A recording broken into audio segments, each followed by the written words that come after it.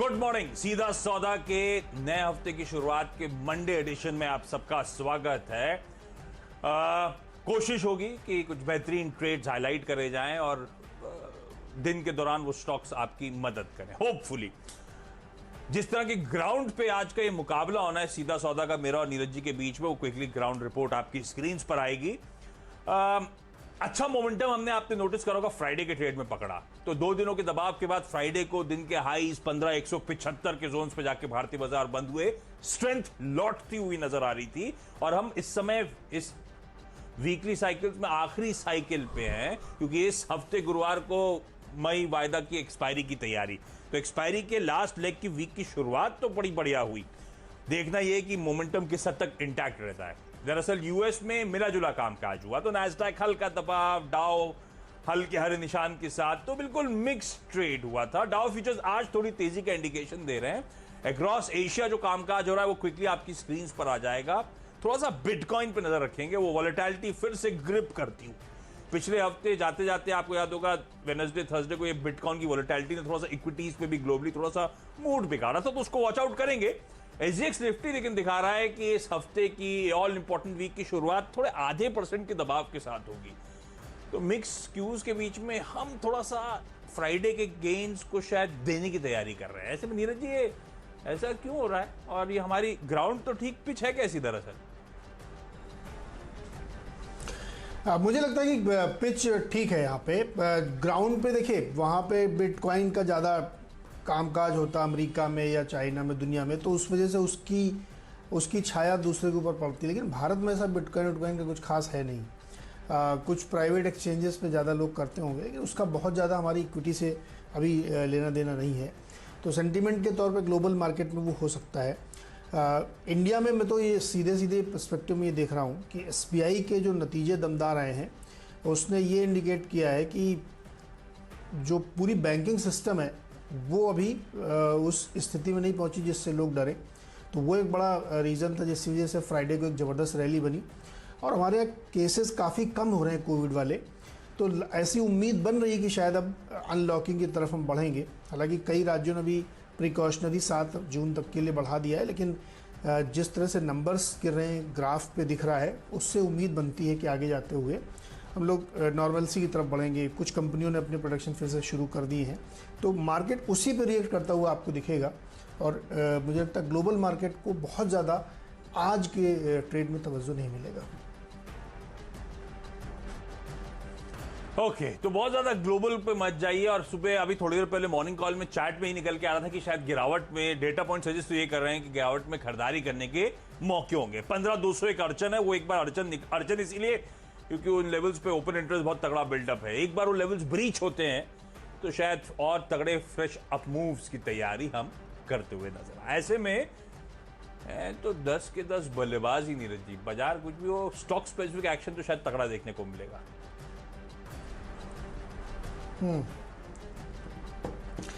नहीं, खरीदारी तो करनी है। सेल साइड के मिल ले रहे हैं। हालांकि अभी थोड़ी देर पहले आ रहा था कि स्टील कंपनियों में फिर से चाइना ने कुछ और रिस्ट्रिक्शन लगाया, तो वहाँ पे नुकसान चल रहा है, लेकिन उसमें जाना नहीं है। खरीदारी पे पूरा फोकस करिए, शुरू करिए।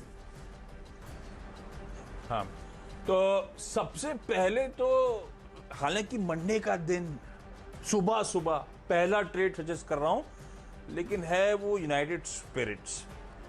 गजब के नंबर्स आए इस कंपनी की तरफ से, और ये एक रेंज में फंसा हुआ स्टॉक है। सब जानते हैं बेहतरीन पेडिग्री है डीआईजीओ की, सब जानते हैं बढ़िया धंधा है, बढ़िया ग्रिप है भारतीय बाजारों की, बढ़िया मार्केट शेयर है, लेकिन ये स्टॉक बहुत मीनिंगफुली अपमूव नहीं दिखाता। तो इस तरह के नंबर्स जब आते हैं तो स्ट्रीट का कन्विक्शन लौटता है यूनाइटेड स्पिरिट्स को लेकर, इसीलिए सबसे पहले मेंशन कर रहा हूं। अच्छे रेवेन्यूज, अच्छा momentum, operationally strong performance Q4 में आए, 12% बढ़ी। बाजार उम्मीद कर रहा था कि इससे ठंडा परफॉर्मेंस देखने को मिलेगा। मार्जिन्स में ऑलमोस्ट 500 बेसिस पॉइंट्स का इंप्रूवमेंट, और मुझे जो सबसे अच्छा लगा वो एक तो इनका प्रेस्टीज एंड अबव जो प्रीमियम सेगमेंट, उसमें 20% की ग्रोथ साल दर साल देखने को मिलेगी। और दूसरी इंटरेस्टिंग बात, बैलेंस शीट पे डेट 2070 करोड़ का डेट था पिछले साल, वो रिड्यूस होकर 556 करोड़ रुपीस हो गया। पिछले साल से डेट 70-75% कम कर दिया इस कंपनी ने, जो बढ़िया फ्री कैश फ्लो जनरेट कर रही है, उससे अपनी बुक्स को साफ कर डाला। यूनाइटेड स्पिरिट्स को आप रखिएगा, थम्स अप है इस काउंटर के लिए, खरीदारी करने का मन। सुंदरम ब्रेक लाइनिंग्स, अच्छा एक तो अच्छी खबर हीरो मोटोकॉर्प और वो इकोनॉमी ओपनिंग अप, तो वैसे भी ये ऑटो स्टॉक से तो पिछले हफ्ते ही तेजी दिखाने लगी थी। ऑटो एंसरी मैंने कई सारे टीम में मेंशन करे थे इसी से जुड़ी हुई कड़ी में। मुझे लगता है ऑटो एंसरीज को अभी भी रडाप रखना है। हीरो मोटोकॉर्प कह रहा है भाई पहले वो प्लांट शटडाउन वगैरह कर रहे थे, आज से सारे प्लांट्स में एक शिफ्ट में काम बहाल कर रहे हैं, तो सब लोग इस ओपनिंग अप की तैयारी कर रहे हैं। और पिछली बार जब ओपन अप हुआ तो बहुत तगड़ा पेंट अप डिमांड आई थी, नॉट नेसेसरली इस बार भी आएगी, लेकिन तैयारी हो रही है। सुंदरम ब्रेक लाइनिंग्स इसीलिए भी क्योंकि नंबर्स अच्छे हैं, साल दर साल आय में 25% का उछाल, मुनाफे में अच्छा खासा मोमेंटम, 58% ऊपर मुनाफा पहुंचता हुआ। पिछले साल FY20 में 6.4 रुपीज का ईपीएस, चैलेंजिंग FY21 में 15 रुपए 20 पैसे का ईपीएस। खराब साल में भी इस तरह का प्रदर्शन था, इसलिए सुंदरम ब्रेक्स में मुझे लगता है खरीदारी करने का मन बनाया जा सकता है। और एक स्टॉक जो काफी बार आवाज पे एक समय चर्चा हुआ था, नीरज जी ने ढूंढ के निकाला था, मुझे याद है, और क्या री-रेटिंग हुई थी, टीवीएस इलेक्ट्रॉनिक्स। ये मुझे याद है नीरज जी जब बात हुई थी पहली बार, जब वो नोटबंदी के इंपैक्ट वाली कंपनीज आप टटोल रहे थे, if I am not mistaken, है ना। बड़े स्ट्रॉन्ग परफॉर्मेंस Q4 में आया, आय में 32% का उछाल, 5.7 करोड़ के घाटे से इंप्रूव होकर 5.8 करोड़ का मुनाफा। हालांकि पिछले क्वार्टर में भी 4 करोड़ का मुनाफा था, लेकिन पिछले क्वार्टर से भी मुनाफे में तगड़ा जंप है। तो कहते हैं ना गेटिंग इट्स मोजो बैक, वो उस तरह के आंकड़े, मुझे लगता है इसको भी रडाप रखेंगे, इसमें भी तेजी करने का मन। परफेक्ट। तो रिजल्ट्स बहुत अच्छे आए हैं, तो कुछ स्टॉक हमारी टीम में भी आपको रिजल्ट्स वाले मिलेंगे काफ़ी सारे। एक तो अंबर इंटरप्राइजेस के नंबर मुझे अच्छे लग रहे हैं, काफ़ी ज़बरदस्त ग्रोथ देखने को मिली है। कुल आमदनी जो है इनकी उसमें डबल हो गई है चौथी तिमाही में, अगर इसको आप कंपेयर करें तो क्वार्टर ऑन क्वार्टर आप देखिए 100% की ग्रोथ देखने को मिली है, 1606 करोड़ पे पहुंच गया है। और प्रॉफिट इनका जो है 26 के सामने 75 करोड़ है, लगभग दुगने तिगने से ज़्यादा हो गया है। अंबर का जो बिज़नेस मॉडल है आशीष, वो एसी या कूलिंग सिस्टम या इस तरीके की चीज़ों को बनाना है। तो ये जो इस समय लॉकडाउन की वजह से तगड़ा नुकसान हुआ है, उसमें एक एडवांटेज ये था कि इन सब की बुकिंग जो है ना दिसंबर जनवरी में हो जाती है, और वो डिलीवर हो जाते हैं डीलर्स के पास, और फरवरी से सेल शुरू हो जाती है। और जो लॉकडाउन लगे बहुत लेट तक लगे हैं, और बहुत कंफर्ट के साथ लगे, ऐसा नहीं कि एकदम 100% शटडाउन रहा हो। तो इसलिए माल निकल गया इनका। आगे के समय में नेक्स्ट क्वार्टर में चूँकि बारिश शुरू हो जाती है, फिर विंटर आ जाता है, तो उस पर इतना ज़्यादा इम्पैक्ट पड़ेगा नहीं, इसीलिए ये आपको Q4 के नंबर इतने दमदार दिख रहे हैं, और Q1 में भी आपको बहुत ज़्यादा निराशा होगी नहीं। तो इसलिए मुझे लगता है कि अंबर के रिजल्ट्स को यहाँ बाज़ार को पसंद आने चाहिए, क्योंकि परफॉर्मेंस बहुत शानदार दिख रही है। अगला स्टॉक स्टेट बैंक है। अब इसके नतीजे तो मार्केट के दौरान आए थे, तो लोगों ने देखा ही क्या ज़बरदस्त चला। आज लेने की वजह यह है कि इतनी सारी ब्रोकरेज रिपोर्ट्स आई हैं, और सब ने अपने टारगेट्स बहुत बढ़ा दिए हैं, 600 रुपये तक के टारगेट इसमें दिए जा रहे हैं। तो मुझे लगता है कि स्टेट बैंक आज चलेगा। आपको हमको पिछले क्वार्टर का भी याद आ रहा है, जब थर्ड क्वार्टर के रिजल्ट आए थे तो ऐसे ही बहुत ही शानदार रिजल्ट थे, तो 300 वाले स्टॉक के टारगेट 450-400 तक आए थे, और स्टॉक गया भी था 410-12 का उसने हाई बनाया, फिर करेक्शन हुआ। वैसे ही अब देखिए 400 को बेस मान के लोग अब 600 तक के टारगेट दे रहे हैं, तो एक बढ़िया बाउंस यहाँ पर मिलेगा, इसलिए स्टेट बैंक में खरीदारी कर सकते हैं। और तीसरा स्टॉक, चलिए पहले आप बताइए, फिर मैं तीसरा चौथा पांचवा बताता हूँ। अच्छा ठीक है, तो मैं बाकी के दोनों बता देता हूं। एक तो है हाईटेक कॉर्पोरेशन। ये हाईटेक कॉर्पोरेशन ज्यादा लोग जानते ना हो तो बता दूं, जो एशियन पेंट्स के नॉन एग्जीक्यूटिव वाइस चेयरमैन है अश्विन दानी साहब, उनकी कंपनी है। ये कंपनी रिजिड प्लास्टिक पैकेजिंग की मैन्युफैक्चरर है, तो प्लास्टिक की बॉटल्स, प्लास्टिक के कंटेनर्स बनाने का काम, नाम बदला है इस कंपनी का, है ना। अब बहुत स्ट्रॉन्ग Q4 का परफॉर्मेंस, आय में 27% का जंप, और ऑपरेशनली मुनाफा 28 लाख से बढ़कर 12.5 करोड़ रुपए। अब उसमें मैंने हर चीजें टटोल ली, प्रॉफिट बिफोर टैक्स देख लिया, profit before exceptionals and tax देख लिया, हर पैमाने पे ऑपरेशनली परफॉर्मेंस स्ट्रांग, इसलिए हाईटेक प्लास के नंबर्स को थम्स अप। 189 के टारगेट्स। फ्राइडे को पिछले हफ्ते 2 बार, मंडे को लिया था थंगमाइल ज्वेलरी ये कहते हुए कि 2020 की रीरेटिंग के बाद इस पूरे साल 2021 में सिर्फ कंसोलिडेशन है, चलने की तैयारी हो रही है स्टॉक की, सोना और ये सब ट्रिगर बन रहे हैं ओपनिंग अप। वो टाइम करना मुश्किल था, मंडे को नहीं चला था, फ्राइडे को लिया तो इवेंचुअली लकीली चल गया और अब बढ़िया ब्रेकआउट आता हुआ है स्टॉक में उस लंबे कंसोलिडेशन के बाद। मुझे लगता है थंगमाइल ज्वेलरी को फिर रेड आप रखेगा, अभी और सिग्निफिकेंट अप मूव्स आने। 2021 में अब तक स्टॉक ने कुछ खास किया नहीं है, चलने की तैयारी कर चुका है, इसीलिए रेड आप। चलिए अब मैं इसलिए मैंने तीसरा रोक दिया क्योंकि तीसरा और चौथा एक ही थीम पे जो था पांचवा। अब देखिए एवरेस्ट इंडस्ट्रीज और सह्याद्री इंडस्ट्रीज, ये दोनों कंपनियां क्या काम करती हैं कि रूरल इंडिया में जो रूफिंग का काम है, प्लम्बिंग का काम इसमें करती है। देखिए एक बहुत ही जिसको कहते हैं ना कि दुखद खबर थी, लेकिन फ़ायदा इनको होगा। जो भी तौते साइक्लोन आया था उसकी वजह से बड़े मैसिव पैमाने पर डिवास्टेटिंग सिचुएशन बनी है हिंटरलैंड में और तटवर्ती इलाकों में, गाँव में। और ये जो काम करते हैं इससे इनको बड़ा बेनिफिट हो सकता है क्योंकि रूफिंग, टेम्परेरी हाउसिंग, उस सेगमेंट में जो एस्बेस्टस का काम है, ये सब में इनको बड़ा फ़ायदा होगा। तो मुझे लगता है कि इन दोनों स्टॉक्स पे ध्यान रखना चाहिए और नंबर्स इनके बहुत अच्छे हैं हमेशा से, पिछले 3-4 क्वार्टर से बढ़िया नंबर देखने को मिल रहे हैं। तो इसलिए एवरेस्ट इंडस्ट्रीज़ और सह्याद्री दोनों को शामिल किया कि यहाँ पे खरीदारी करके चलना चाहिए, क्योंकि क्या कर सकते हैं, मतलब बुरे वक्त में भी किसी को तो फ़ायदा हुआ ही। यहाँ पे पांचवा स्टॉक है जिंदल साव, जिसके रिजल्ट्स इसी हफ्ते आने हैं। और इससे पहले मैं सिर्फ ये याद दिलाना चाहता हूँ कि 2 जो बड़ी जायंट पाइप कंपनीज हैं, APL अपोलो और अपोलो की जो एक दूसरी सब्सिडरी मर्ज होने वाली है, और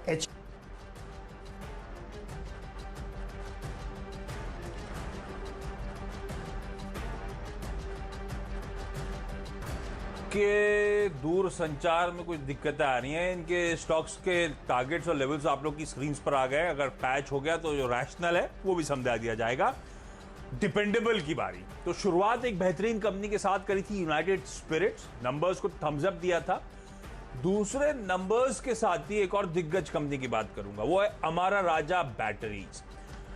नंबर्स अच्छे हैं, अब ऐसा नहीं कि तोड़ फोड़ है, लेकिन समझिए इस बात को कि ये स्टॉक करेक्ट हुआ है, 1000+ के लेवल से करेक्ट होकर कामकाज कर रहा है। और दूसरी अच्छी बात कि इसके मार्केट शेयर को लेके कंसर्न्स थे, वो जो प्लांट शटडाउन्स वगैरह हुए थे, एक्साइड को बेनिफिट होगा, हुआ भी होगा, लेकिन इसके नंबर्स उन कंसर्न्स जो बाजार की थी शायद ओवरडन थी। आय में साल दर साल 33% का जंप दिया, इबिटा में 29% का इंप्रूवमेंट था। हाँ, मेरे लिए डिसअपॉइंटमेंट था कि मार्जिन्स कॉन्ट्रैक्ट हो गए, जबकि हम एक्सपेक्ट कर रहे थे मार्जिन्स फ्लैट रहेंगे। कॉन्ट्रैक्शन हुआ है 40-50 बेसिस पॉइंट्स का, लेकिन मेरे ख्याल से स्ट्रीट का ज्यादा फोकल पॉइंट होगा इस समय वो मार्केट शेयर लूज, वो रेवेन्यू मोमेंटम लूज, वो उतना नहीं हुआ है। बाजार उम्मीद से बेहतर नंबर आया उस फ्रंट पर, इसीलिए मुझे अच्छा लग रहा है। और ऑटो हो, इंडस्ट्रियल सेगमेंट हो, दोनों में बड़ी स्ट्रांग वॉल्यूम ग्रोथ इस कंपनी ने डिलीवर करके दी है। तो बढ़िया, पिछले 2 क्वार्टर्स में मैनेजमेंट कॉन्फिडेंट की Q3 और Q4 में जो ग्रोथ आई है आगे भी कंटिन्यू होती हुई नजर आएगी।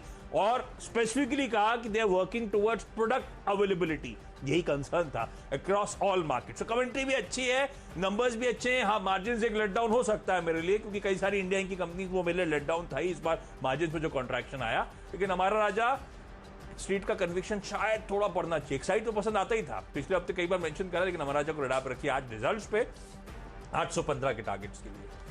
नीरज जी शायद जुड़ चुके हैं। नीरज जी, आप बोलते बोलते एकदम वो बंद हो गई थी आवाज। डिपेंडेबल स्टॉक हमारा हेमंत आशीष जो है यूनाइटेड ब्रूवरीज है। आपने यूनाइटेड स्पिरिट्स दिया था और यूनाइटेड ब्रूवरीज हमने दिया है, उसी से प्रेरित होकर के कितने बढ़िया नंबर्स उसमें आए। तो यूनाइटेड ब्रूवरीज पे भी नज़र रखी जा सकती है।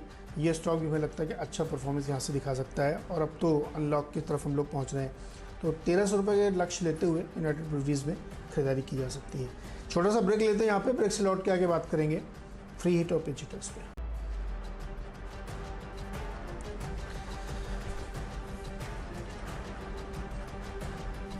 चलिए, स्वागत है सीधे सौदा में एक बार फिर से।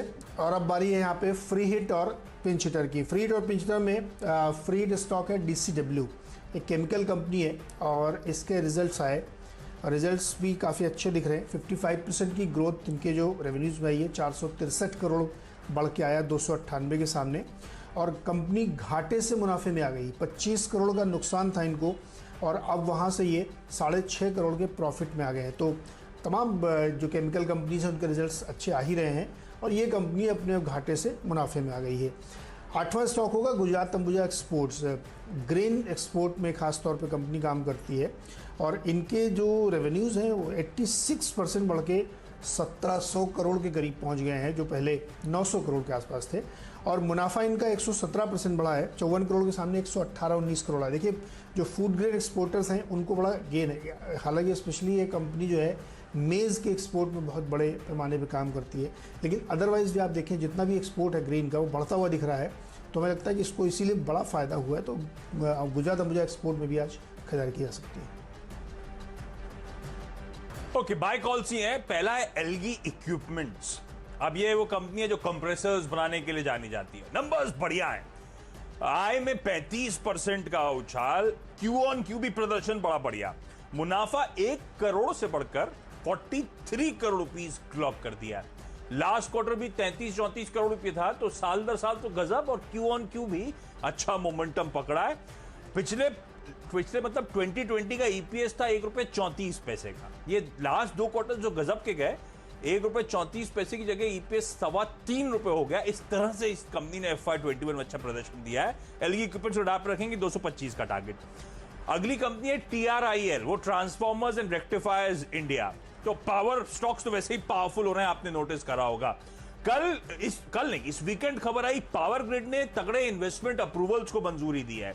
ट्रांसमिशन सिस्टम स्ट्रेंथनिंग के लिए 1185 करोड़ रुपए खर्च करेंगे। North east region strengthening scheme है 550-600 करोड़ रुपए की, जिसके अलावा और भी कई सारे अप्रूवल्स आए। तो इस कंपनी के वैसे ध्यान रखें नंबर्स भी आने इस हफ्ते स्केड्यूल्ड है, और capital goods power equipment company से बेहतर परफॉर्मेंस की उम्मीद है। तो ऐसे भी छोटी सी 300-350 करोड़ रुपए की कंपनी, प्रमोटर्स का 74-75% का स्टेक और तगड़े बुल ग्रिप में ऑलरेडी है। तो इस तरह की कंपनीज को अडाप्ट रखेंगे, एलगी इक्विपमेंट्स और TRIL, इन दोनों में खरीदारी करने का मन। क्विकली छोटा सा ब्रेक के उस पार आखिरी के 2 स्टॉक्स और फिर सीधा सौदा टीम्स का क्विक रैप अप।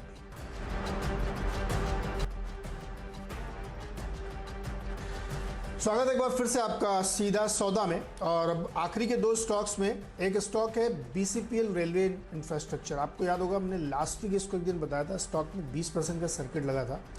उसका शुक्रवार को फिर 5.5% ऊपर था। आज इसके मेंशन की दोबारा इसलिए कह रहा हूँ क्योंकि बहुत ही ज़बरदस्त इसमें तेज़ी का रुख बना हुआ है। 2 रीजंस हैं। एक तो रेलवे इंफ्रास्ट्रक्चर में कंपनी काम करती है, काम बेसिकली इलेक्ट्रिफिकेशन का है।